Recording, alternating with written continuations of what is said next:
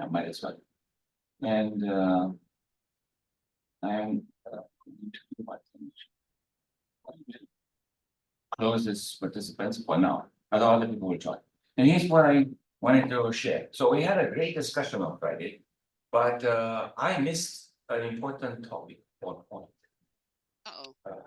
The main idea behind that are lots of the good things that we discussed on Friday, but the one driving force was how can I put my stuff into GitHub just to feel comfortable. And what I noticed is that here's what I noticed.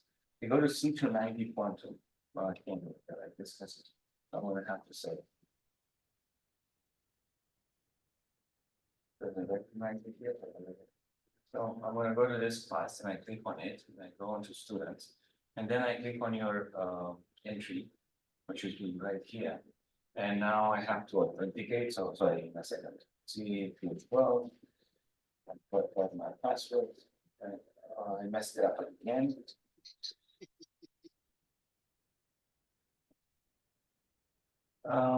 There's nothing in here.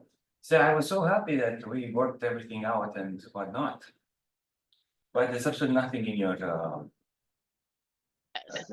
And the reason is you did create a different GitHub, a completely different GitHub, and you sent me an invite to it, which I only found out on Saturday or Sunday.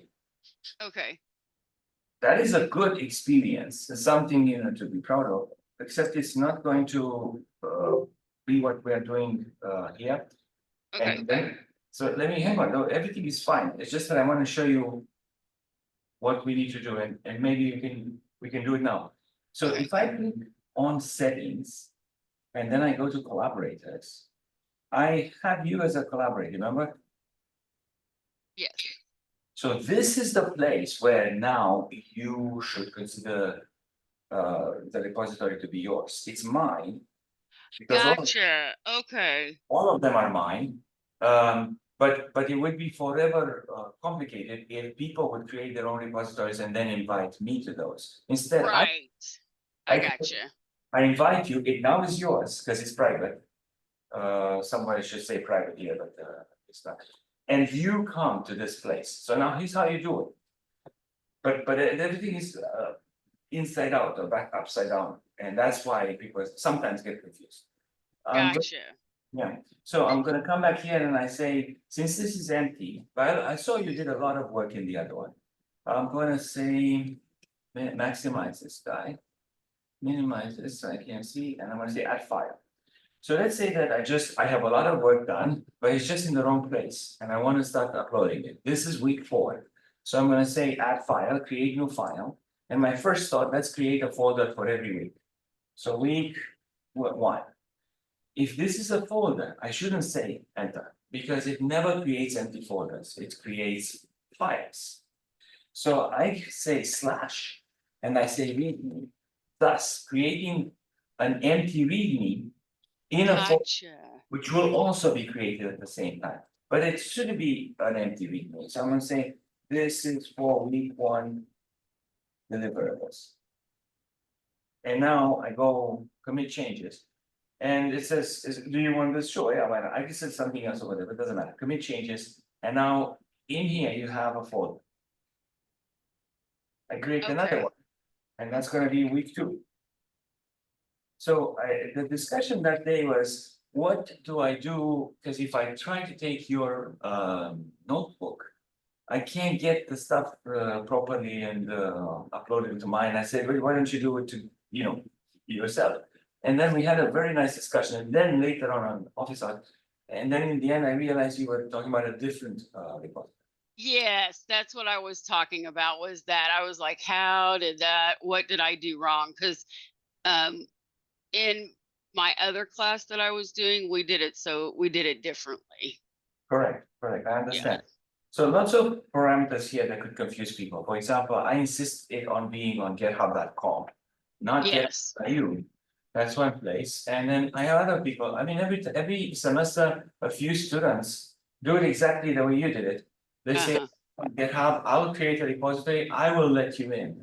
And they say, no, because it has to be something that we have access. Now, we don't have any TA, no assistant in this class, but In general, Yes, about 4 or 5, I have to give them access too. And if I were to wait for students to give access to all the people that they should be giving access, it would take forever. In some cases, truly forever. So right. instead, I create them, I give access to everybody, I invite everybody. And then some people still don't join until the last month of the semester sometimes. Yeah, no, this is the way to go. I like this way because like my students, I can do the stuff on there and then they can join mine. And I don't, like you said, we don't, oh shoot, I don't have my thing on. Mhm. Oh yeah, I do.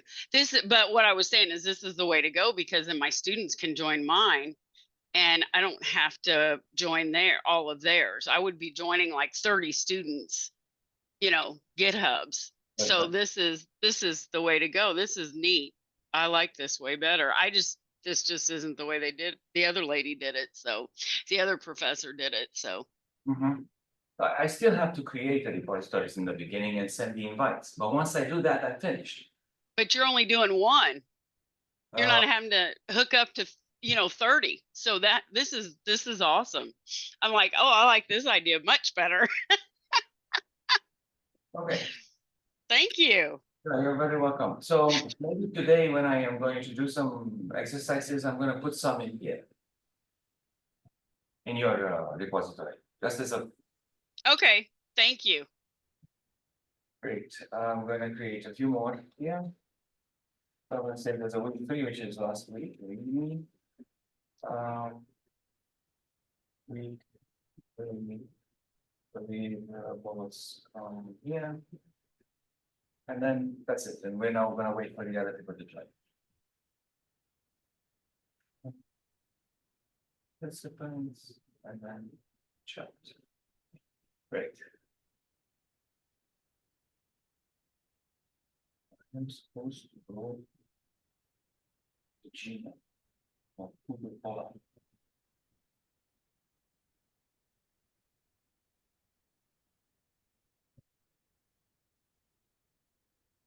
Should where the did it today or not? Much. Yeah, I did it know. was yesterday. Yeah, yesterday I know what the cat, I take care of my friend and she's screaming the whole night and I know, So the cat is in with you, not outside. no, she's inside with me. Is she sick?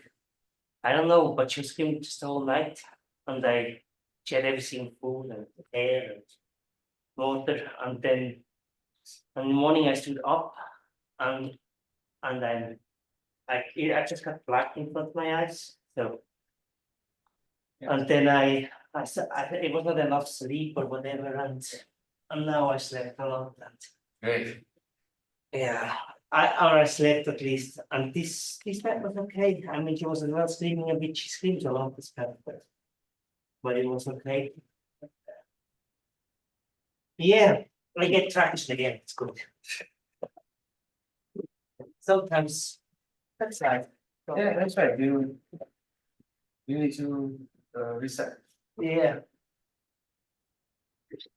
I do lot more sport now since again, that's good. Maybe that's as well one point that. Like well, changes to be more active again too. Yeah,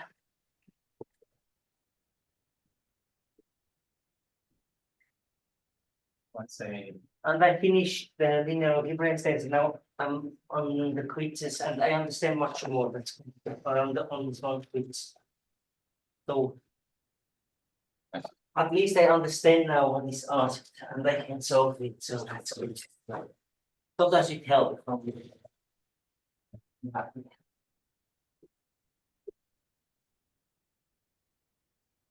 all right, so we're gonna start in a few seconds here. Let me join from this iPad too.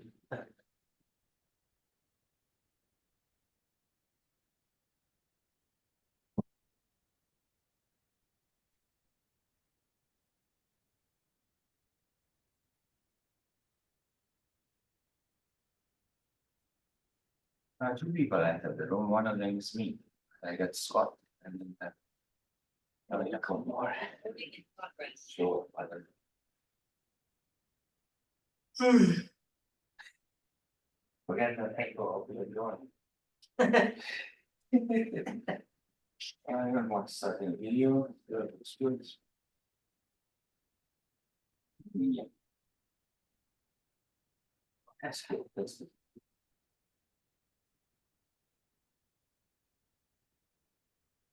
Let's see what else we have. We have Ahmad and Christina.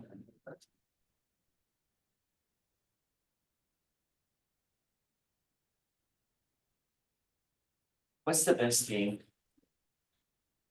about living in Switzerland? And the answer is, I don't know, but the flag is a big plus. Very big Austria. And Austria is a big minus. That's a silly joke, but like everybody knows. No, I mean, it's a foolproof flag, you cannot hang it down around the wrong way, it's just not possible. We cannot have an incident like you have in the US with this person who turned the flag. Upside down, that's Yeah, right. but It's a not- big plus. in Switzerland, there's no chance to do that. Maybe people do, but you will not realize. Safety in Japan. That's a little circle. Yes, but I don't know if there's something inside. No, there is nothing Nothing. inside, so they are even more general than you guys. Because if I switch the flag, it could be a multiplication sign. That could be a big offense or something, but the Japanese flag. Yeah, but is it's still right. a circle. Yeah, but it's not square. Our flag is really square, that's the nice But thing. if you focus on the right thing. you wanna get it. It's just foolproof, it's great.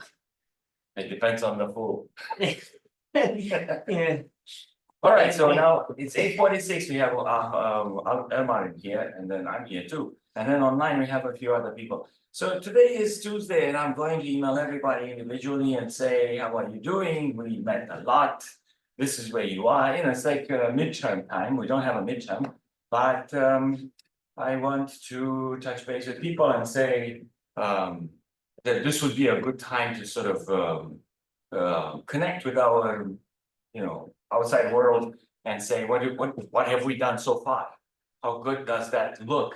If we're gonna do more of the same in the same kind of style for the next few weeks, is it going to likely do for us what we thought this whole thing should do for us overall? And now I'm going to take a pencil. And I'm getting ready to get started, and I'm gonna say that in my messages, I mean, who knows, by the time I do send the email messages, maybe I post this recording and people will have heard this. Then my messages, as I said before and like yesterday, I'm gonna remind people that we have a distinguished speaker coming 3 times in here. And she's gonna come Wednesdays, that's next tomorrow. And then there's the Wednesday after, and then the last Wednesday of the course. She's gonna have 3 lectures. And she's a really great communicator of science, also a good knowledgeable communicator of science. And I had the luck, honor, advantage of actually having her in real time from Oxford, because it's basically 1 o'clock by that time. When we come here at 8:45. So I'm gonna ask everybody if they can to join, even people in Central Time and even people maybe elsewhere. Join at 8:45, at least tomorrow, to see the lecture in real time and maybe ask questions. What's the benefit from a simple bookkeeping sense or meaning? I'm going to say that people who are behind with meetings, and I have a few people, they could make up. No, you're not. So they could make up meetings by just coming to these 3 talks. People who are not behind with the meetings, they could actually turn the next few meetings into these. Come, I know that you have come, maybe ask a question that gives you the meeting credit, so to speak. And then again, I can meet with everybody anytime, every day, if that's the problem. And so if they need anything, so we are not trying to say once a week and that's it. I want at least once a week, but the upper bound is unspecified. Any number of times you guys need help, then just connect. So I know that people can hear me. And I'm not gonna test today that you guys can talk. But if you want to talk, you can talk, or if you want, you can put stuff into the chat. So the day today is July 9, and it's a Tuesday, and I see online, I see Ahmad. And then I see Alisa. And then I see Carla. And then I see Christina. And then I see Blake. And then I see Scott. And then I see me, myself, from the iPad. And then here, I'm here. And so is Omar, and who knows, other people may come, and that's it. Good, and I'm gonna close the participant, I'm gonna close the chat, I'm gonna close the time. And I'm gonna say, this is our Google Colab notebook for today. I'm gonna take you to our class. And once I get there, I'm gonna click, I say, if you click on 8, which was yesterday, then you should see the video over here. But another thing that I have done was essentially to write a slide around 2:30 yesterday. I posted over here. I said some discussion that we had at the end of the lecture yesterday. What's the deal with Control Z? How is Control Z written like this? Why 2 dots? I normally think of control something as being a control attached to a gate of the kind that I want to control. So I put some links over here, and if you look at Control Z gate here, this link I clicked on, it should take you somewhere where the Control Z gate is explained. For some reason, it's not working right now, so who cares then? There's another page that exists, and then there is another page over here. And I think this is going to be very important. If you look at the Z gate, you see this matrix. And so, although I said that I would post the answers to the linear algebra section from Martina Fore, yesterday I didn't get to, but I have something else to show you today, and also we're talking about the robot algorithm. So Z has this matrix, and the control Z looks like this. And so this is the key to understanding how it functions. You don't know yet why there are 2 dots, but we kind of explained this at the end of the video yesterday. And so the control Z is going to be a 4x4 matrix. And because it is completely symmetrical, has one sort of the diagonal and the -1 at the bottom, in the lower right corner of the matrix, then that's a clue that this is completely symmetrical, and the notation is kind of like the one for swap. But it says none of these it has to be Z, because they both could be. Anyway, I'm going to come back here and I'm going to say, I have to define a property, which I didn't do yesterday. I sort of waved my hands and wrote something down, which I think was correct. And I convinced myself, at least, and other people too, but at the same time, I think we need to define a property. So I'm going to accept all cookies here, it doesn't matter what it is. I see something in the chat. Good morning. Yeah, that's good. That was 8:49. That is good, that's good. Thank you for writing in the chat. And also, this is a quick test that in 3 minutes, I realized that there was something in the chat. So I have a little bit of a delay, but I get there. And if people need to stop me, just speaking is very efficient. I'm going to close this. And when I say we have to use this page, refer to this page to sort of define it properly, this symbol is the one that brought me here. It doesn't matter. This is a random page that somebody created by asking a question about something that we are talking about right now. So when I click on Control Z, finally I get to that page that wasn't responding 2 minutes ago. And this, again, this thing, you have what you have, but it's actually looking like this. So I can click on this and that becomes bigger, but instead I'd like to sort of go through this derivation now on the iPad to sort of explain how this works. And that clears up the Control Z. Not to mention that basically, we already mentioned several times that behind every gate there is a matrix. So I'm going to go to my Zoom, which is here. And I'm going to say I'd like to share the content. And I'm going to say I would like to share the screen. And I say start broadcast. And on the screen, you should see now. So I'm going to cut my video. The audio goes through the laptop, the desktop, which means the microphone in the ceiling. We have several, 4, 6. And I'm saying I'm sharing the screen. Then I'm going to go back to this guy, and I found a new way of deleting stuff. Come on. No, okay, fine. Then I'm going to take this one. And there's an eraser that has two parts, see? No? There's an object eraser that's gonna work much better than the pixel eraser. And so this one is going to eliminate basically whole chunks at a time, like, look, see, boom, boom, boom.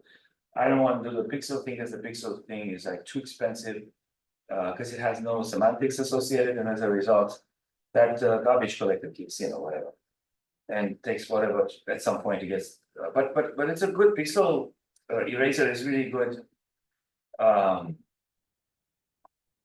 When I want to be very precise with my eraser. So when somebody says, can you explain to me the control Z gate? Then I basically would tell them that this is a symbol. Come on, I will use this, I hope. So here's 2 qubits. And I can mark them Q0 and Q1. And I will put this to indicate that this is a control Z, which makes no sense. Seriously, it doesn't make any sense right now. And I'm gonna say, you probably mean this. There is what a control anything. I mean, when you say, wait a minute, you showed us control not, now you're doing control Z, are there any other controls? And the answer is, oh, fundamental to our class is control Hadamard. Any gate can be controlled. And the principle of controlling the gate is put the control somewhere, like here. Yeah, suddenly I'm erasing. Erasing is fashion.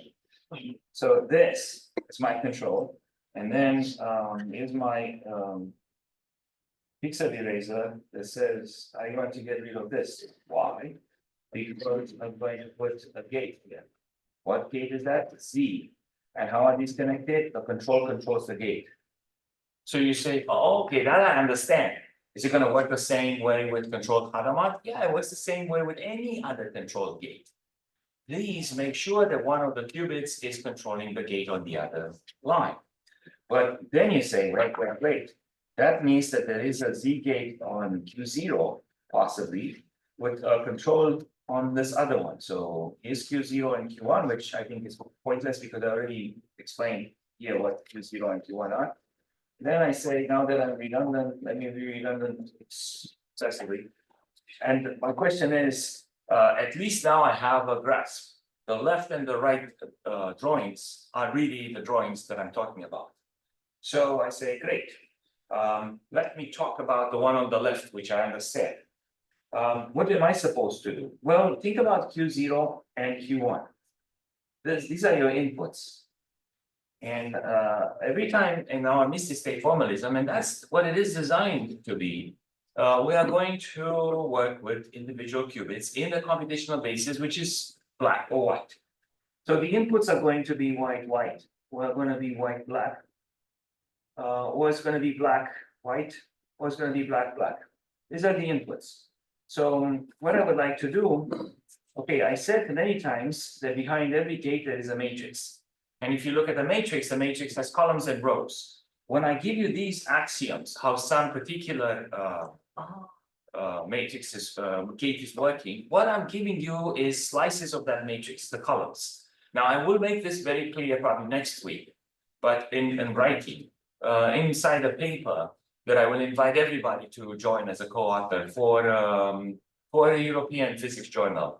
You know, they have to read it and give us some feedback and accept it or not accept it. But I've already talked to them since January 1st, with the fact that we are thinking of submitting, and they've seen some drafts. So I would like to have a paper with a lot of co-authors in which we describe this approach and maybe the likelihood that this could in fact be useful in the high school classroom. And then just our opinions. Maybe we are of the opinion that it's going to be very successful or not very successful or average success or not. But what they want is a description of the approach and some measure that anticipates, or what is it that we think will support our opinions.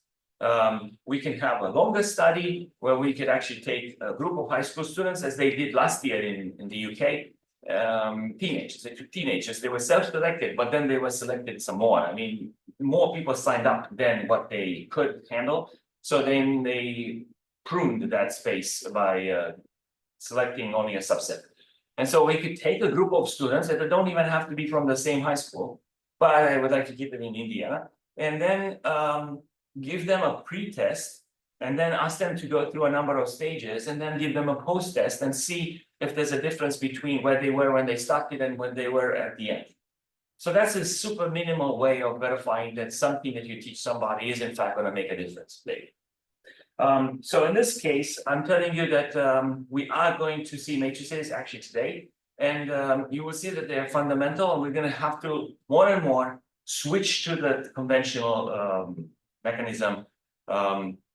So because that's the purpose of our business statement. So this was designed specifically to be easy to use, and it's not entirely totally clear that we are working with the matrices. But I'm going to make that clear as part of that paper. I'm going to invite you to co-authors and so on. So I'm going to use my notation over here. Z. What about Z? I'm going to ask Z to work on Q0, Q1. This is our notation, not KISS. And which one is the control? Q0. So I have an arrow like I did for X, the control NOT gate. I say the control is going to be from left to right. So Q0 controls Q1. And I'm going to ask myself, do I know how this works? So what's Z of these two guys, these four things? These are the, I want to take them one by one. So case one, for example, the control is white. So it's off. So it's off, exactly. The control says, thank you. And the output is exactly what it was on the other one. If it's white, stays white. The target, the actual gate, doesn't do anything, it's identity. The other pair with the control of white also says, I'm white, therefore I will not open the gate for you. You go through the gate, it's identity. I mean, open the functionality. And if there is no functionality, that means there's a wire there, that's all, wire. There's no Z gate. The Z gate starts functioning only when I feed black qubits on the control. So sorry about this, and I'm not sure how to handle it. No. Because the screen pops every time I try to bring my, maybe I should, anyway. So I'm gonna go and say, control. It looks good over here from our end. Yeah, but the screen actually jumps sometimes. Oh, really? Black. What? Should you not just change nothing? Oh, yeah, I'm very sorry. Yeah, okay, so thank you for telling me that it doesn't make any difference. Great. Thank you.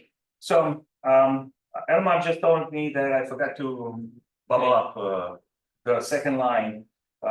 So you are getting basically, this is the control, so it's going to be completely unchanged.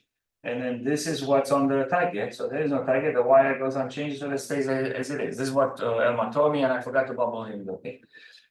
A, this is not good because then it looks like somebody has a face, right? So I'm going to take it out. I can't leave those annotations because they were confused. It was just merely underlying the qubit. So now over here I have this guy as comes over here on the right.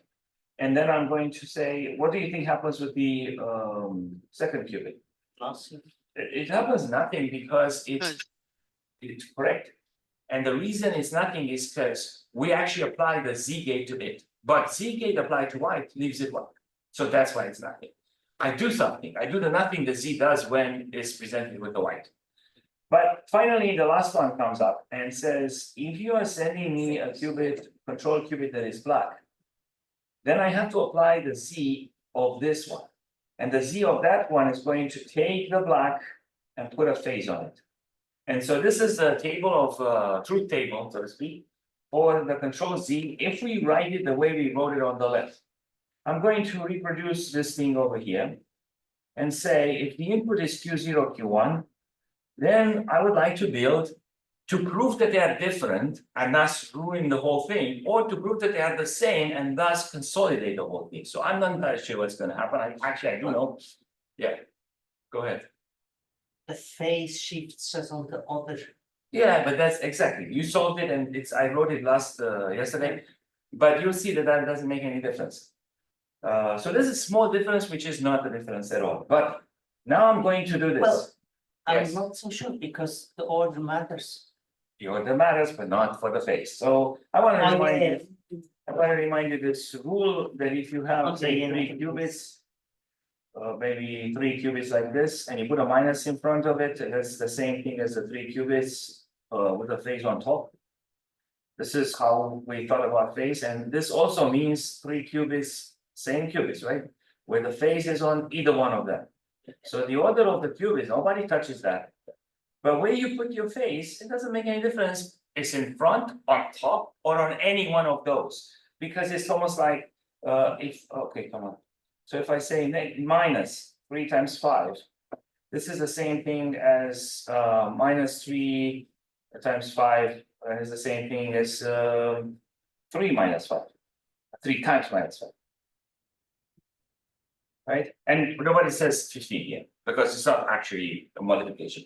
So I'm going to come back over here, and I'm going to say the last way I can write the space as a reminder is put this face on top of the last qubit.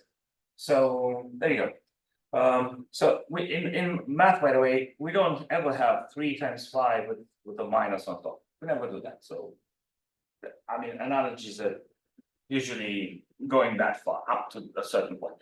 So then I'm here with Z, except the control is the other way around. Q1 is going to control Q0. And my thinking is, I don't understand. I know the basics, and therefore I don't know why they decided to put 2 controls or 2 blocks or whatever they are. So I think it's side by side. I say I'm going to prove that they're wrong, or I'm going to understand why they aren't. So then I mark these things as 1, 2, I guess, 2, 3, and 4. I'm going to do the exact same things here. There are 4 different things that we can feed into the gate. And I'm sorry. Where What? did the 5 come from? Down in the bottom down here. I'm totally sorry. I'm sorry. I missed that. no, 5 is just a number. Okay. Okay, was you saying- just enough. The rule for applying the phase to a string of qubits is the same as the rule of changing the sign on a product of 2 numbers. Gotcha. Okay, I'm with you. So the 5 came from the fact that I consistently, my random numbers that I pick are 3 and 5, always. I could say, for example, if I was say, tell me a number, random number between I don't know, 1 and 10, chances are you're going to say 7, maybe. If that's correct, then we have biases. I have my bias with 3 and 5. If you ask me, say 2 numbers, I'll go 3 and 5. Gotcha. Perfectly right. They're easy to multiply too, so Now I'm going to say my 4 cases are white, white, white, black, black, white, and then black, black. So what is the control here? I have the same thing. I'm going to leave the control unchanged on all 4 cases. And so I'm filling this table slightly different than the other one, but it's the same exact thing. So the control will never change. And I sort of emphasize that it's on the right. The white will leave completely the thing on the left unchanged. So I say, just like last time, oh, I messed up here. I did mess up. Actually, that is correct, except the white, I took the white from this column, but that's the same as the one as this column. So the white will leave the other qubit on top, Q0. So Q1 is control. If it's white, it's going to be on line 1 and 3 here. And it will leave the target, which is this one here, unchanged. And one point is white and the other case is black. But when the control qubit is in fact black, then the Z needs to be applied to the Q0. There's one case in which you have Z applied to white becomes white. And there's another case where you have a black and Z applied to black is this. So at this point, I'm going to have to say this is the same thing as this, which means that the table is exactly identical. That means that it doesn't matter where the Z gate is located.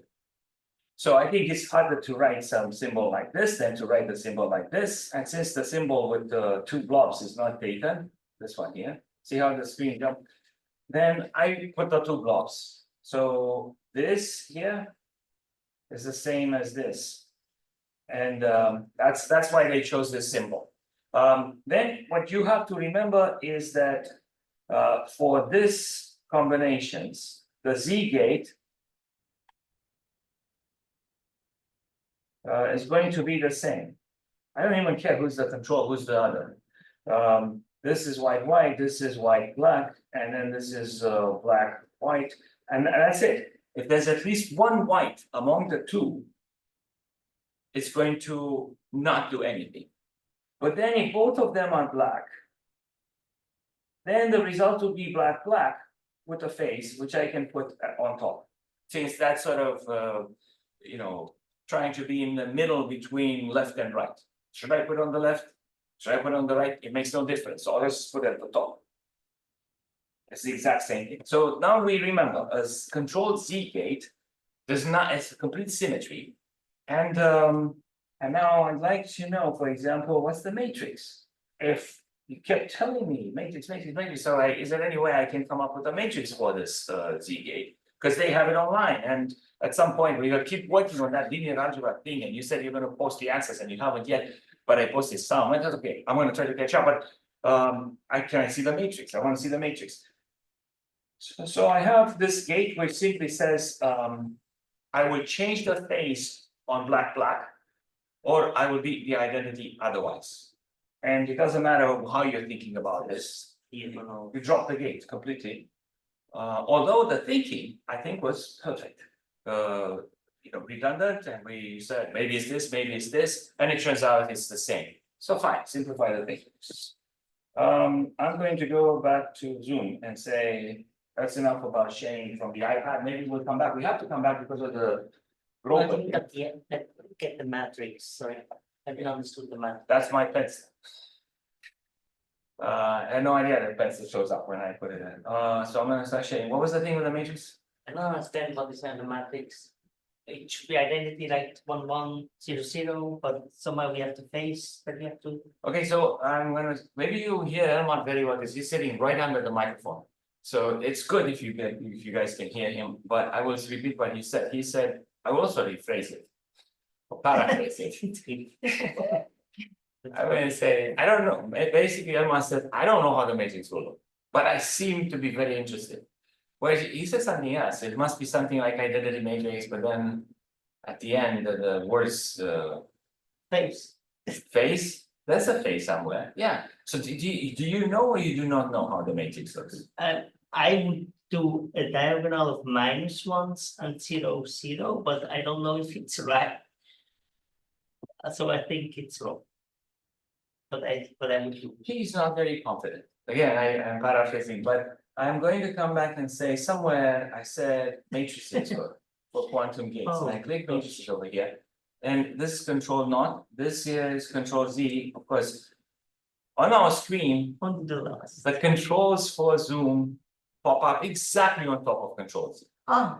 There you go. It's exactly what you thought. Yeah. Yes. 1, 1, 1, and there's a change of phase in this one. No, it's not what I don't mind, but I get it there. I understand it now. Yeah, so to summarize, he actually predicted the matrix perfectly. But it wasn't clear what he was predicting. It was like 90% clear, and he wasn't sure of it either. So now my question is it possible? I know I want to do Deutsch, sorry, this one, Grover. But it's explained in the book, and basically it's more of writing and so on. So that's really fine, actually. And by the way, I think John was right yesterday that M was how many times the thing they were looking for shows up. So in general, for Grover, you are looking for one thing and you have no idea what it is. But what if we have an array, a phone book, in which a particular number appears 3 times or 4 times? And I say, who has this number? That if you can find the name of one of the 4 people that are listed under that number, maybe it's a department, right? And there's the same phone number, and there are 4 people in that department. As long as I can find one of those people, I'm happy. And so M was that. How many times is that entry that you're looking for duplicated? And N was the total number of occurrences in the array. There is a very nice document in the Qiskit textbook, one of the old ones, that has diagrams and everything else, and I'm going to summarize that and put it online. I think it's in the Cubitzer at in the footnotes. But now that we looked at matrices, I'm going to show you something else. 8 of yesterday has this, and we just explained it. 9 of today has something else. It says, consider this link. So I would like to consider that link.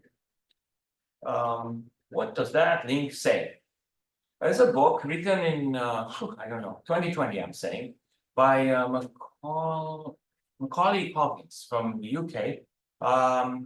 If you click here, this is the book, and I don't know that he rewrote it. I think he published it and then he has a PDF. And now the question is this something that you should be interested in? It was impressive how he went over everything with Qiskit. If I go into one of his chapters, this chapter says how to obtain the unitary matrix of a circuit in Qiskit with code. So I'm trying to get help all that, okay? Because honestly, it's such a great story. But I don't know how to get the PDF yet, but I will. It's not a big deal. If I never post it until the last day of class, you haven't lost anything. But as Elmar was asking, why did you post that one? This is absolutely fascinating as a story. Just very well written, and it sort of describes Heisenberg on that island trying to make sense of what he had in physics sense. This is very well done. Strange and beautiful story of quantum physics. Absolutely outstanding book. So if it says it hooked me on what? So hard, I think this is absolutely what could happen to anyone of you. And there's no formulas inside. It's just story, and it's just fascinating. You also go back in time, and you're there with Heisenberg, which is a tremendous soul because he stayed in Germany. But it's not clear if he couldn't help them create a bomb or didn't want to. And I always believe he didn't want to, but they stayed there to slow down their efforts. So I'm looking at this and I say, unitary, ha ha ha, I will do that too. It's a simple circuit. I know how to build this. I have a lot of exercises that I want to post, but I will do it later in the week. And he says, just do this, because it's going to work for you. So I say, sure, Macaulay, I am thankful for your code, and I'm going to go in here and just do exactly what you tell me. So this is something that happens all the time. There's a software package, a book immediately comes out, everything works perfectly well. A year later, is what happens. It's not a year later, it's like 3 years later. So pip install. First of all, I have to do pip install, and he didn't say that, right? Well, so it's his fault, isn't it? Because his book is supposed to tell me what to do. So his book is made for pull-up, or is it made for typing? okay, so You have to then know he's on the side of Macaulay. He hasn't even met him, but you are taking his side. That's totally fine. It's totally fine. So I'm going to say that we are going to go inside C290. I think genuinely Elman has the right attitude, seriously. So I'm going to come back over here and say, let's say I'm a student in this class. Therefore, I'm just going to use some of the things that I've done. So I go into resources. No, sorry, not in resources. Cancel. Go back. Go into students, and I go into Gru's collection of whatever. And I go into which one? I should go into week 2. Any week is fine. He said here we established a bell state and measured it. So that's the kind of stuff that we should do now. And I take this one with me. So that's what Elma says, and that's great. Elma's a great, it's on top of things. I mean, he's a great asset to this class, let's face it. So I do this. Tell me now. And I'm gonna come say that takes a while because I use this free resource and I'm not paying for it. If I don't do anything in this collab, then it sort of goes away. I have to reestablish it. And I get rid of this and I say clear selected outputs. And now we just say Do you know when you do on top of the pip install, when you do what's this called? A percentage structure, it will not give any output, do you know that? no, I don't know that, but eventually when you call stuff, it cancels the output. Yeah. You can. I say thank you very much, and we'll try next time or something. So what I want to point out, besides the fact that he's giving me good hints for how to customize what I'm doing over here, I'm stuck. So I have nothing against Macaulay, but just the first few lines ruin it for me. So what can I do? And I realized that the issue here has to do with this. Things have changed and they will continue to change, and we somehow have to weather these changes. So I'm saying this is a great thing that you're looking at. It doesn't work anymore. At least not, these are not the lines to run it. But the information in there is great. Just take out all the boxes, and maybe some of them portions of it are going to be useful. So that's why I posted this. This is what we have to do. Because I updated last night and I came here, I said, there's another one here, for example, this is a person, not 3 years ago, but 1 year and 7 months ago, saying, I'm trying to do this and that, and I'm getting this, and here's my calculation, and I don't understand why this is not working the same. So first time I saw zero, mark this as theta. Zero is usually crossed the other way around, but doesn't make any difference. So you try this one too, and you say, perhaps this will work, and this doesn't work either. So you're looking, it's good to look for things online, but if they fail, they fail. You have nothing to do at that point. So I'm gonna come back here and say, so this didn't work, why don't we try the other guy's stuff?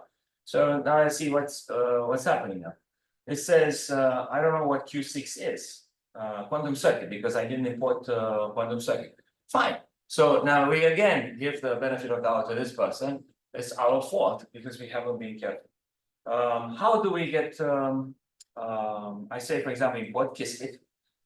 That's one thing that we did before. So I say, well, we do have some stuff that we do here. We do have some steps that we are taking. I'm going to take this guy, which is all right, and move it up. And look, you know why I'm doing this? Because you get to practice the things that we've done already that are working that you may have forgotten completely. So import Qiskit, and that sounds great. And I'm here and I'm going to say, give me a new code, and it comes underneath. So we review what we have done before. Why don't I have a quantum circuit? Because I didn't import it. Is this going to import it? Yes, it's going to import it. What? Everything that I will need from that will come as soon as I refer to it. So at this point, since quantum circuit is a class, is inside Qiskit, when I do this, the complaint cannot be about quantum circuit. And now it's about safe unitary. That part doesn't exist, okay? So you say, well, darn. Now I'm gonna say here, maybe this guy has different stuff, for example, get rid of this. Is it working up to here, for example? And you get the circuit, but drawn not like we want it. It's drawn like with a minimal output. And you say, okay, I can clean this up a little bit. I can say output equals and not totally. And then I get the right output. And I say, this is the thing. Excellent. The circuit is okay. But what I don't have is the ability to get the matrix. And if I go back to what I was doing here, is the things that didn't work is this one. The save unitary apparently isn't no more. I mean, it's been deprecated and then replaced. Yes. Could you just write QC6 and then tab and see? Oh, I see. That's a good idea. Type QC6 and say if there's anything available, maybe you will tell me. So what do you think we should It was on the save and units, so something units. Yeah, there's not much, so I'm just going step by step. In case it doesn't start with S, I still want to get it. So something with unitary, right? Unitary factors, for example. Who knows what that is? So Elmar likes the documentations, and he sent me some links and I posted them on What's New. And we can start looking there, right? That's fine too. And this is something that's very valuable, because let's say I teach you everything that is exactly working perfectly, like Macaulay did back then, 3 years ago. And then things changes. What we say, the education is what's left when you forget everything that you learned in school. So what is left is the ability to generate more of it for you by looking at the resources that exist around you. So that's one way, like Elmar just showed us over here. Or you could just say, I don't know, this will take me forever. So then the question then is, did I post a picture somewhere? I thought I did.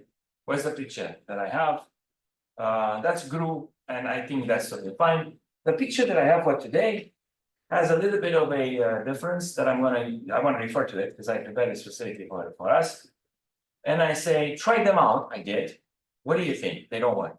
What can we do? As I just explained, we have to research. Here's a possible answer. So did I do the first thing? Yes. Did I import quantum circuit? Yes, I import everything. Did I install Qiskit AER? No.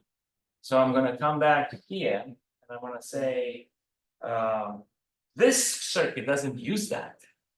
Macaulay does. So I don't know exactly what to do here. If I click here, I should have that line because we talked about it.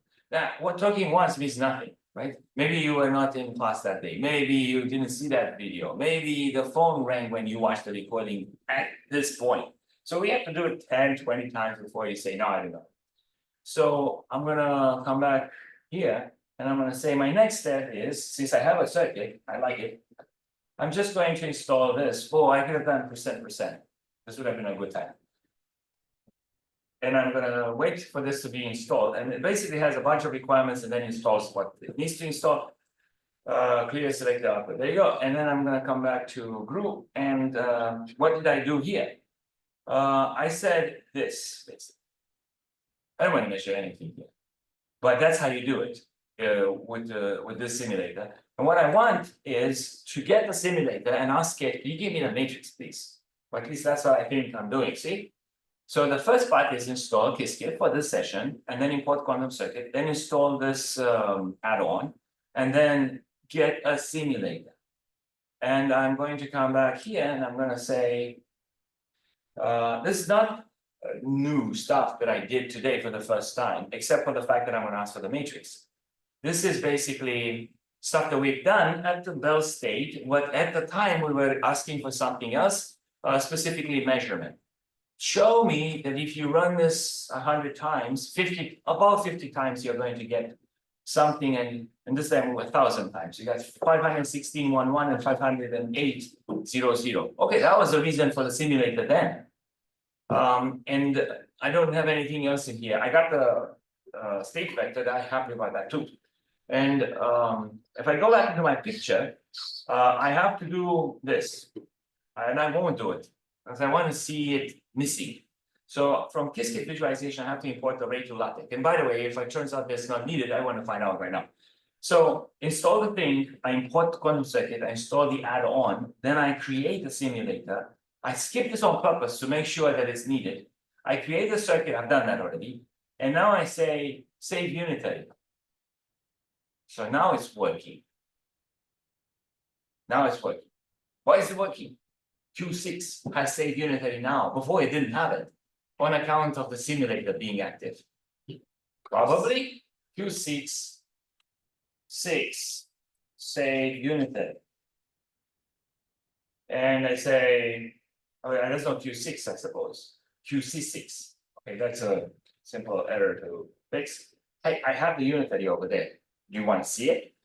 So I say, if you do that, then you're going to run for the simulator QC6 and then put the result in here. I can change this. So whatever the name of my simulator is, right here, say run the name of the circuit and then result. I say, wait. Is this what we did then? I suppose so. See it? So we did do this. The result is going to be the simulator, which by the way is the same name here. Run the circuit, giving the result. So measurement and getting the matrix is almost the same thing up to a point. Copy this. And I'm coming here to say, I saved the unitary, but I don't want to show it to you. A result is going to be this guy. So it says, sorry, yes, it's not circuit, it's QC6, but no problem. I messed up with this several times. Yes, please. So in a way, this is like when we did the probability, you could do it analytically, or you get the matrix analytically, or you can get the matrix by simulation. And we get the matrix by simulation and not by analytics. Yeah. So this Qiskit does the simulation for us, but in this case, Qiskit doesn't produce the wave function, does not produce the actual probability counts, but it produces the matrix that represents the circuit. So it could be that it's not perfectly correct. It is perfectly correct, just like the phase, the wave function. So it calculates the wave function correctly, or it calculates the matrix correctly, or it runs. There's no measurements here. See? But only the measurements are giving me the imprecisions. no measurements. If I calculate the wave function, nature doesn't give it to me, but Qiskit does because it's simulating. So it gives me the right analytical expression. Matrix is there. I can calculate the matrices and multiply them. Measurements are going to produce imprecision. I don't do measurements yet, but I can add classical lines. And when I run it, it's a simulation and I get actual numbers.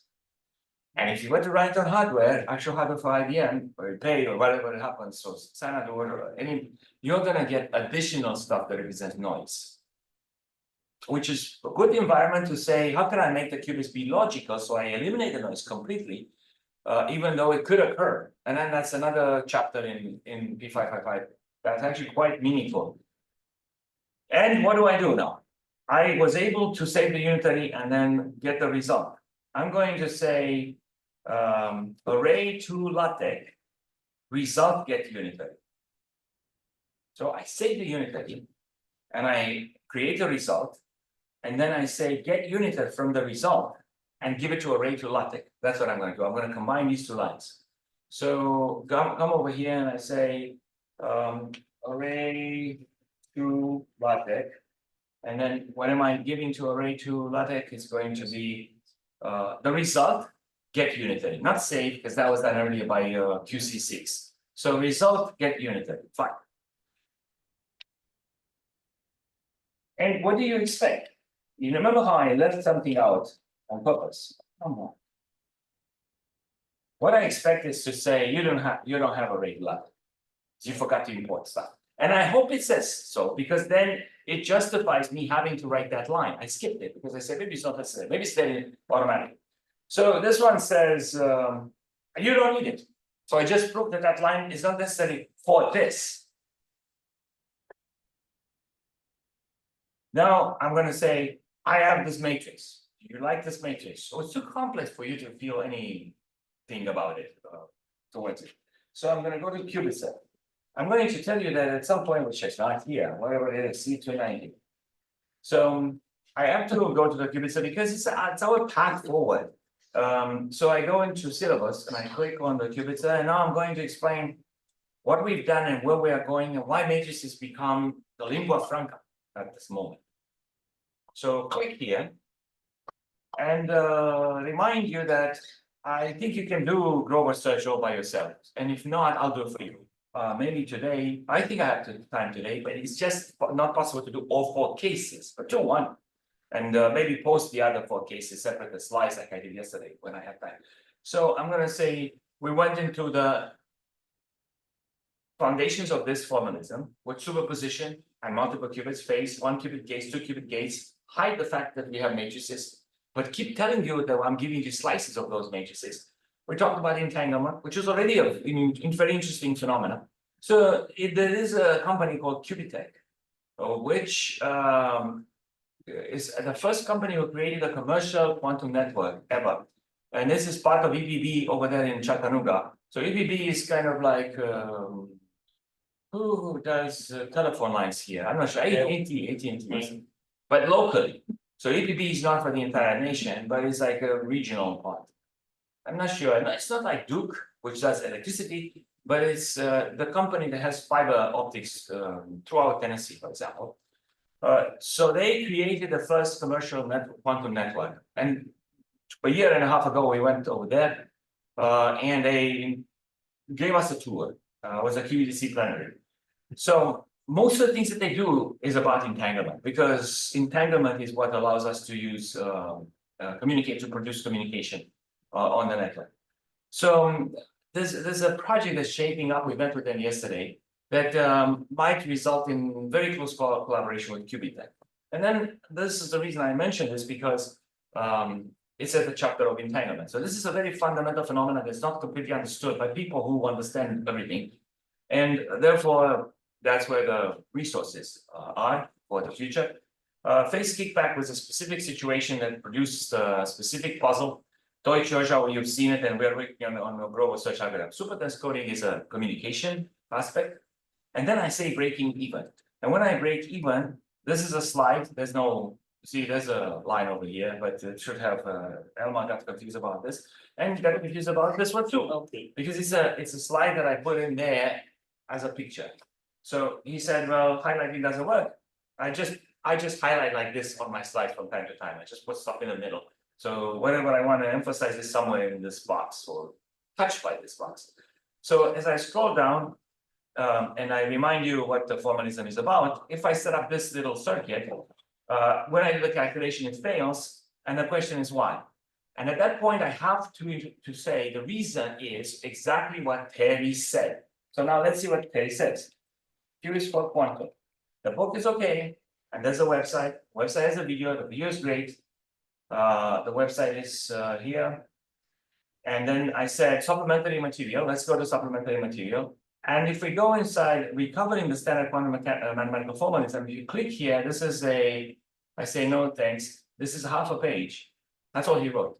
But it's enough about what exactly is going on here. So he says this, which I want to highlight so that you remember.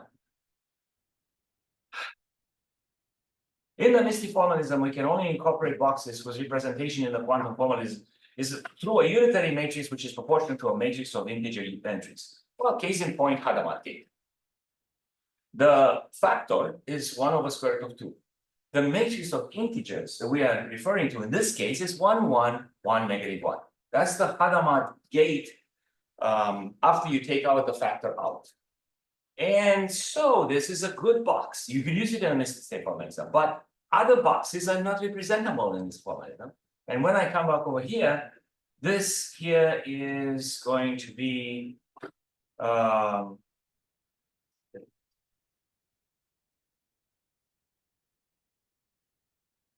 this is going to be the calculation done with matrices. This is the controlled Hadamard gate multiplied by the qubit that I'm putting in, which is 0, 0. That's 0, 0 because it's basically the first qubit 1. I mean, it's first value in the vector 1, and then the other 3 are zeros. So if the 1 had been over here, this would have been, if the 1 had been here instead, that would have been 0, 1. If this one here had been 1, then it would have been 1, 0. And if the 1 had been on the last position, that would have been 1, 1. So now you're going to say, this is all very confusing. Do you have a reference somewhere that would remind me how I switch from our white and black walls to this vector? And the answer is, of course I do. Here's a short booklet by this guy. And if you scroll down, the very beginning, he knew that this is an issue. He introduces, this is 0, this is 1. And this is a matrix, that's the X matrix, the NOT gate, multiplying this one and producing the other one.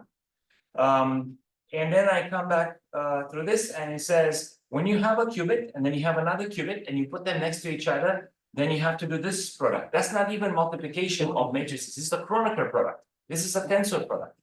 So then what is this thing? As you can tell, this is a 1, this is a 1, and this is a 0. So 1, 1, 0 is in fact 6. So 0, 1, 2, 3, 4, 5, 6. And that's how you make the conversion between Dirac notation or the Misty state formalism and this is a string of 3 qubits. And then it will produce a space of 8 slots. And you can put the 1 everywhere you want. And this one is a slot on 6, which is actually a 7. And for us, it would be black, black, white. All right. So slowly, we become aware of the fact that it's a different formalism that we're actually using without realizing. And if you understand this, I'm going to come back to my qubit set and I'm going to say, so that's the calculation, not what I showed you on the previous case. Then I have to worry about it. I extend the formalism and we will start doing this and I get the right answer. So I feel very good. There are some cases where I immediately apply it. And I do teleportation, which needs this extended Misty state formalism that doesn't appear in the book. But he says he's teaching something like this in class anyway, because he's also, this is for people like middle school students. He really, let me just read the story to you because you have to know it and it should be on the video. So after we have this little thing indicating what he meant, I'm going to go with the frequently asked questions. And this is the author from Scientific American, John Horgan. who basically says, can I have an interview with you? John Hogan, I think, had an interview with Scott Aronson earlier too, like a few years back. And he says, I'll ask you some questions. And then Terry says, you know what, can I write those as frequently asked questions? Because most people are going to ask this. So let's look for the tube. The tube. So whatever the question is, he says, the answer is that it is not limiting, that every calculation can be done to good enough accuracy, and again, perhaps with a small overhead, using just peak boxes in the classical boxes. This is a remarkable mathematical result that says that his Misty state formalism is in fact complete. It's due to Xi, and I can give you the paper. It's very short and just almost impossible to read because it's very condensed. Leveraging another powerful result, he says, I think due to Kitaev, which is one of the people, of the 4 people, two of them were from IU, that invented in 2002 topological quantum computing. There is a citation at the end of the book, which is actually correct. A few years ago, and this is the story of how this Misty state formalism came to be. I was in the middle of pondering this result when I realized I was running late to give a talk at a math camp for 12 to 14-year-olds. This is 6th grade, 7th grade, and 8th grade, which was being run in part by my friend Pete Shadbold. That's the famous or infamous Pete box that we are talking about. I raced for the tube, which is the subway in London, and while on it, I thought about what I could explain to these kids. There wasn't the usual fluff. You know, it should be the real thing. And so this is the book that you're reading. So he has a very clear goal to communicate the essence of quantum mechanics using topics of quantum computation without using numbers at all. That's why at some point, if you want to calculate the probability amplitudes, you really have to go to those rules, square and divide and so on, and come up with a, and you can reconstruct the actual formalism of quantum mechanics as he explains in those little things here. And that's the book that I mentioned before, and I think that's very good. This guy is an undergraduate at Brown. So I'm going to come back wherever I was, and I say I got a matrix, but I'm not happy with this matrix. So I'm going to go and say, where's my thing? What I'm going to do right now is I'm going to change the circuit. I can write anything I want, right? So I'm going to say QC6 is a good name. How about I'm going to create a QC6, which is only just one qubit. And I put on it just 0. So now I draw it, and I say this will give me 1 Hadamard gate on 1 wire. Great. Didn't I tell you that the Hadamard gate has a matrix? I wonder if I can save the unitary. Yes, I can. And then I wonder if I can actually run this guy and render it.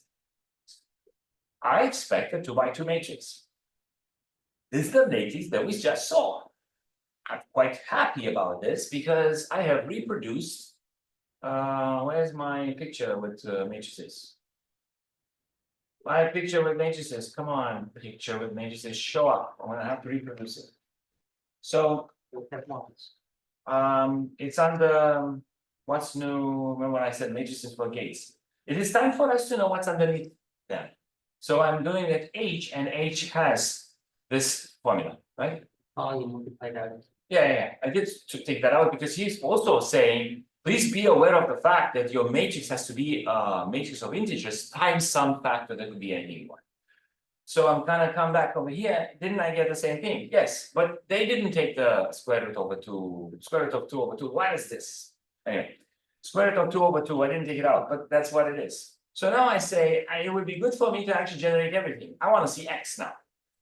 This is not a wasted time. It's actually confirming that we are indeed running gates that have the matrix underneath. As long as we establish that the matrix is fundamental to this processing, then we can start asking questions. What is the unitary matrix? Why should all the matrices in quantum computing be unitary?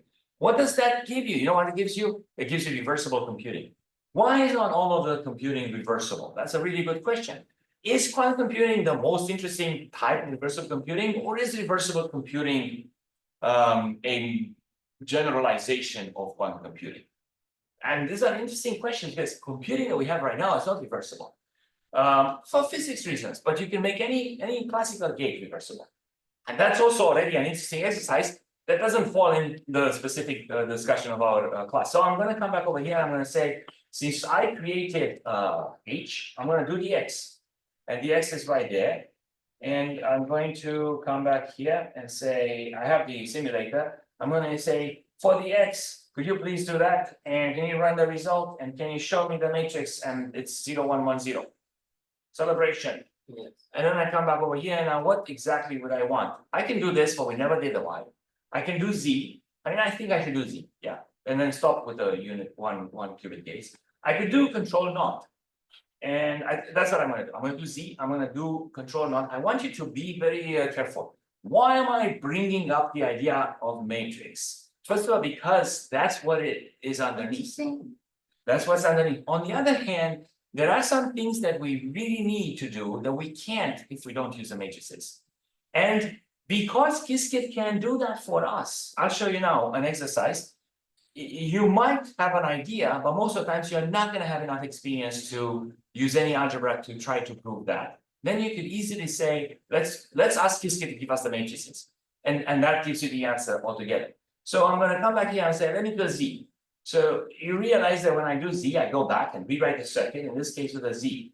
Let's say that this is the last time I use a 1 qubit gate today. And here's the Z. And then I have to activate only the right parts. I made a unitary for that Z and I run the result here, I guess. And then I run the unitary, and then the Z, as you remember, is symmetric. But only 2 by 2, and then there's a -1 over there. So that's what enabled Elma to anticipate what the control Z can do. Now I'm gonna come back here and I'm gonna say, what if I don't use a Z? What if I use a quantum circuit of 2 qubits? And then I create a control X. And I forgot what exactly it looks like. Maybe I create a control X with a control, except it was telling me, but I don't want to look. That control is on 0. And I got it right. Control is on 0, and then the target is on 1. So I go and say, I wonder what this will look like. I don't need to create a simulator that's been created a long time ago. Save the unitary, run the result. I want to see the matrix. This is a matrix. Does this look like the control knot? Control knot says 1 1 on diagonal and then 1 1 over here. Does it look like this? And I'm gonna ask specifically Elmar, but anybody online is more than welcome to shove it. Or it could be that it's free. It is split. Yes, Right? It's not the matrix. And we know this. We know that as soon as we get to 2, as soon as we get to 2 qubits, we have issues with the ordering of the qubits, because Qiskit goes backwards. So Qiskit is going to report this backwards. So then I will get this result if I put the control on the bottom wire and the target on the top. I didn't do that. I just follow my instincts and I put stuff in as if I did with my pencil on my iPad. So I'm going to come here and say, I got the thing that I wanted, but because of ordering of Qiskit, if I want to get the same matrix as they, I better put things in the right order. Qiskit order means 1 is what I think is 0, and 0 what I think is 1. So putting this here over here, and the idea is Qiskit reports the bottom wire first, and then it goes up. Again, I said rotate clockwise 90 degrees, and then read left to right. So if that's what Qiskit thinks in terms of reporting, then the matrix that you're going to ask and get is going to reflect that ordering. So then you say, well, I don't know anything about matrices. Okay, fine, but we have a section to work on, which will teach you everything that you forgot about matrices, or everything you should know. And again, that's for young students, so no assumption that you've done it before. And furthermore, you just have to think that if Qiskit gives you the matrices, then they're just exactly like Heisenberg back then. It's just a table of numbers with rules, specific rules. So I'm going to come back over here and run this. And is this the matrix that I was expecting? Yes. And the ordering affects us here too. So you got to be careful.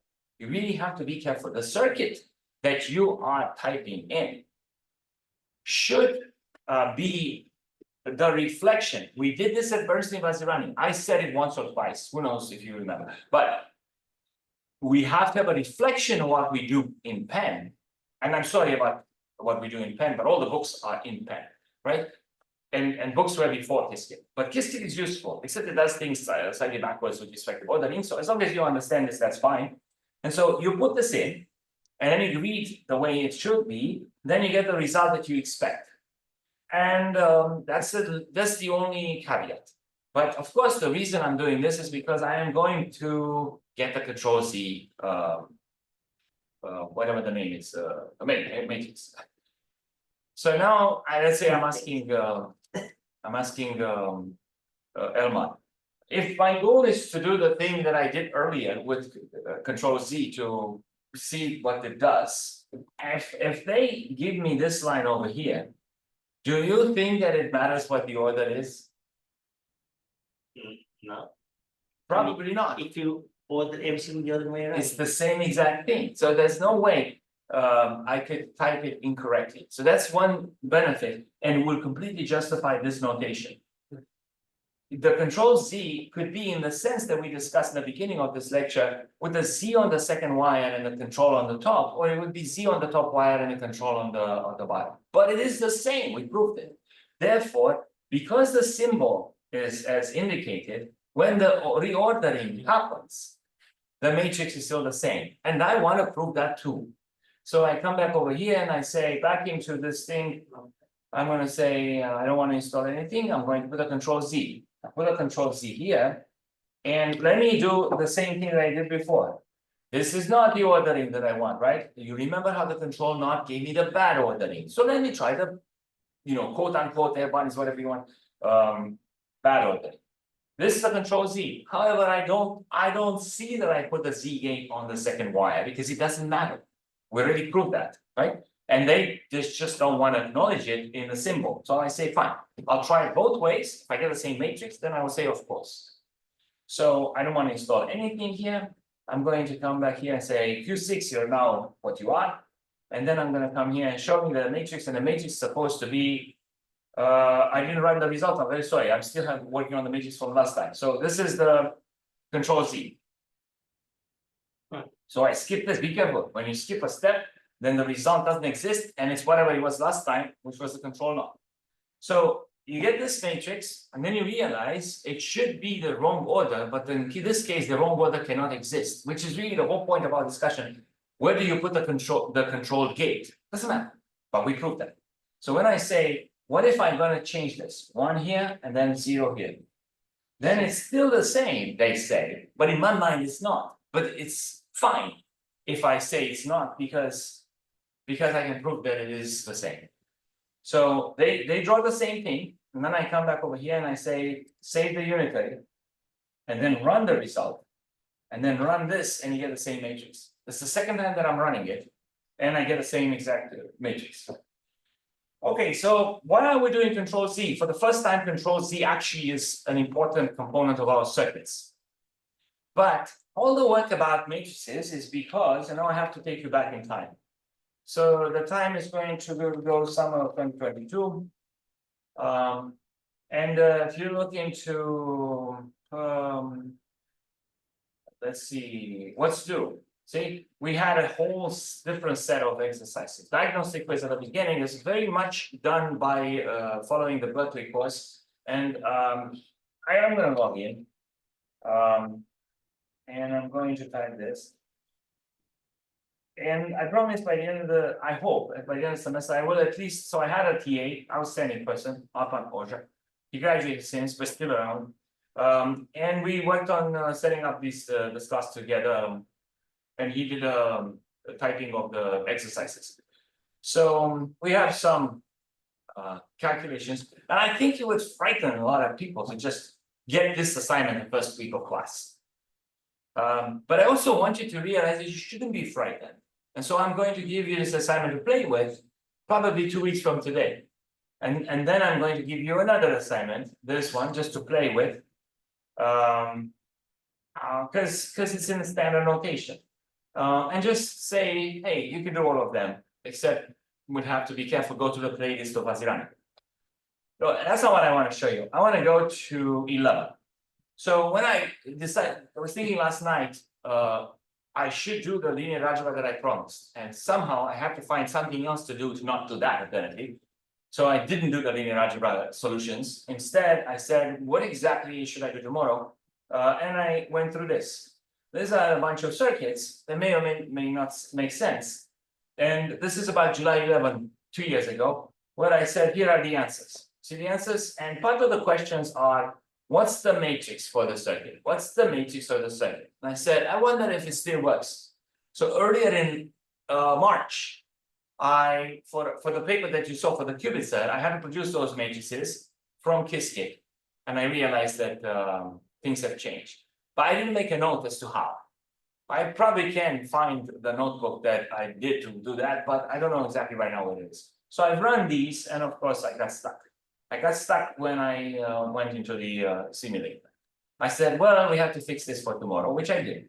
But then if you look into the next one, which you cannot because it requires that you have a password, and that's like the answer to assignment 1. If you look 13, here's the kind of questions that I want to ask you. Consider this circuit, totally random circuit, 3 gates, one after another. Who cares what it does? But I mean, you should understand that it's a Hadamard followed by a Z followed by a Hadamard. Okay, now consider the 4 cases A, B, C, D, A, B, C, D. Is any of these circuit or more or none equivalent to this? And just the A. So your thought is that maybe A is equivalent to this? Yeah. Okay, so then why do we put a Hadamard there? Because if HZH is the same as Z, then the Hadamard doesn't make any difference. But that's a good, so he says, maybe this is what it is. Now I want to remind you that in the very beginning, I will take you in the very beginning, like here. I asked you to practice your knowledge of the Misty state formalism by proving this diagram. All right, well, now it pays to have seen this diagram. Look, X is the same thing. X is the same thing as HZH. And then we made a big deal out of Z is for plus minus, what X is for 0, 1. So Z is the same as HXH too. Oh, but you know, you first have to do this, then you have to remember it. Almost impossible. So if you come back here, you could say this is B is the right answer. I had X in mind and it was a C there. Yeah. But the point is there could be another one, or there may be none. And so when you have an exercise like this, my solution at this stage in course is this. You either go Misty state formalism, and you basically have to do all the work, right? Put the black, put the white, and then do the same with all of the other 4. So then you would try twice here, twice here, twice here, twice here, twice here, and you have 10 truth table. Nothing wrong with that. It will show you how everything behaves, but maybe too much work. Let's say you say, I know Misty state formalism, I almost can do it in my head, but this is take too long. That's fine. And even so, you say, I can do that. Is there any other way that can show me that I've done it right? So even if you say it's too boring or whatever, because I know it too well or whatever, then the thing is there must be another way. And the other way is this. You create this circuit and you ask for the matrix. You write it down. Then you create each of these circuits and just say, give me the matrix. Matrix has this unbelievable property that it creates a holistic calculation. It just combines everything, which is why Heisenberg was so mesmerized back then on Herbolab. And so I think because it gives us this tremendous power, we really need to pay the respect to learn the matrices with all the linear algebra. Then we can find out that X is the only one. All right, we have other things. For example, HXH. Oh, we see our friend C, right? But maybe we remember incorrectly, and we just want to be sure. And so on. So we have more exercises. By the way, this exercise I've taken from the course that I showed you in edX in 2 parts, Diana Franklin and University of Chicago. Her first part is Misty state formalism done a little bit differently, and then she does Archimedes for Deutsche. There was no money on Tiger at the time. And then the second part, she drops all the formalism and then just goes into math. And it's a very, very valuable experience. It gets a little bit hard towards the end. edX is a platform like the MIT X Pro that I showed you yesterday, except it's used by everybody. And so these are some of the exercises that I'm going to post. And this is some of the ways in which I'm going to solve them, but 1 or 2. And I still have this outstanding goal to write the answers to the linear algebra sections. So when I come back over here and I say the highlight quiz, which has a PDF, I guess, at the end. This is really in our future. These I said I'm going to post them tonight. I won't, I'll post them on Thursday. These is something we discussed in the very beginning. You don't find these anywhere because I took them from Frederick's course. And I solved them in my own way. And the only thing I'd like to show you at some point is the cubism over here. So if you click on cubism right here, you get this book, which is outstanding, very slim, that says that there could be an interpretation of quantum mechanics if you rely on Bayes probabilities, the Bayesian formalism, that is no longer as mysterious as everybody said. But the cubism thing, quantum Bayesianism, is not completely finished as a theory. However, if you read this book, this guy came, is an outstanding person, came and talked in 2020, one of those speakers that I showed you yesterday. And there's one problem that I really like in here. One in which the question is so simple that you can't believe that there are really three answers to that question. And which answer is the right one depends on what your model of how those cubes are being created. And so if you go back into my thing here, and last question that I really want to share with you at some point, and this guy is the one that invented the whole thing, that problem, I mean. So the cubism is done by a person, which is not the person who wrote the book, but they're very good friends. And this guy is the guy who created that problem called the cube factory paradox. And you should read it. Anyway, this is the part that I am working to post the answers. And I post the answer to 2.5, I guess. And I will do it. And then this is the part that we are having to go into. The last part of Martin Laforet guide for young students is about quantum mechanics. He enumerates the postulates, and then he says, this is the formalism that we use to implement those postulates. And basically, this is the thing that we are doing now with our circuit. This acts for you. I honestly, genuinely believe that I think I should do this as a pre-test and post-test. So I'm going to talk to people and say, would you please try to look at these things and tell me if you can answer any of them. And let's say nobody can answer any of them, or some people answer some of them. And then we should do the exercises in the book after we finish the Mr. State formalism and see if you can do better, so to speak. Whether we can do that or not, I don't know, but there should be a difference after with respect to before. And then there's nothing else in this quiz. And again, all the questions that you see over here are answered in that document. We're going to go and discuss that. So back into the qubit set, and we are going to finish with this. Where's the qubit set thing? Right here. We should acknowledge the fact that we have to go by hand and prove to ourselves that the Grover algorithm has three parts. One is preparation of state, and the other one is the oracle, one of the four. And finally, we have the third part, which is the reflection phase. And you can see them here. This is the preparation of state. This here is the oracle for 1-1. And then this is the reflection part, which is actually diffusion, which is going to take whatever the oracle gives and amplify the good answer, because it sends all the answers through the oracle and then minimize the other one. So because this is in one iteration, because it's only 2 qubits, then this part appears only once.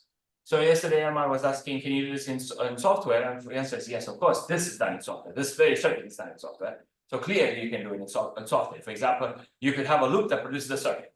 But at the same time, you could also generate, we described yesterday, you can cook those things in place in a loop. You just do this, and then you do this, and then you do this, and then you do this. And every stage is going to be a bunch of microwaves being sent over to the qubits and then frying them that way for the sake of calculating or cooking the right answer. But this has only one stage. And the result is that if you fit 0, 0, and you have to write oracle, out comes in one step the result that the oracle recognizes, but generate.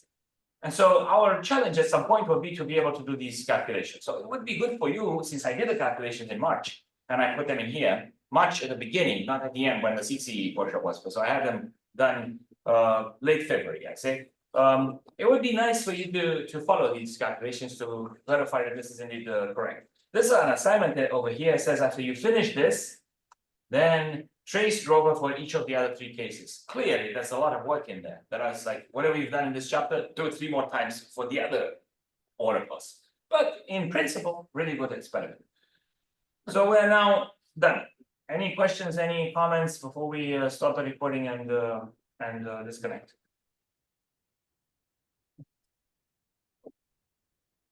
I have 9 participants. Please don't forget about tomorrow. I will email you individually. There's Ashish also. Good. I will meet with him at 11. And I have three, and who else have I not written down? Scott, I have Ahmad, Alisa, Ashish, Kara, Lake. What? I wrote Krishna. Do you have me on Friday? Me, you on Friday? No, I'm saying, I'm looking at the participants, which by the way, if I stop sharing, I guess you will see what I have. I want to put my video. So this is me here, and I'm looking at this, watch this move, okay. On the screen behind me, see that moving? You don't see that on Zoom because that doesn't make it through the sharing. So my problem here is that I have 9 people here, but I wrote down only 8 of them. Oh, I appear twice. I'm once in Zoom and once in the iPad. So I have 9. Thank you very much. So I'll be in touch by email later today to remind everybody to come to the guest lecture tomorrow. That's it. Thank you very much. Thank you. Thanks. We will see you later. Hey, Professor, before you log off, that 11 a.m. meeting we have scheduled, I have a networking seminar that I have to attend at the same time. Can we move it today? Oh, yeah, absolutely. I'm sharing the screen to show you how to do it. So you can do that if you want in general, Okay. but I'll do it for you, but just so you get a little bit of a extra degrees of freedom. If you go under office hours and you know your username for today is, this is your username, correct? Mhm. Okay, when do you want to move it? It could be later today, it could be tomorrow, it doesn't matter. Can we do sometime tomorrow after class tomorrow, if that's open? Yeah, it is open after class, but I think that's fine. Can we do it at noon tomorrow? Yeah, that works. So that's not too late for you, right? Yeah, I don't want to do it right after class. Who knows what's gonna be like? yeah, understand. I'm gonna put it here. So you put your username, right? You hit enter. And now it's moved. I see. Whatever it was, you listed it tomorrow. Okay. Right, Gotcha. very Perfect. much as well. Thank you. So we are going to disconnect now. Thank you, everybody, and I will stop recording and then I will stop. Recording can be stopped from, yeah.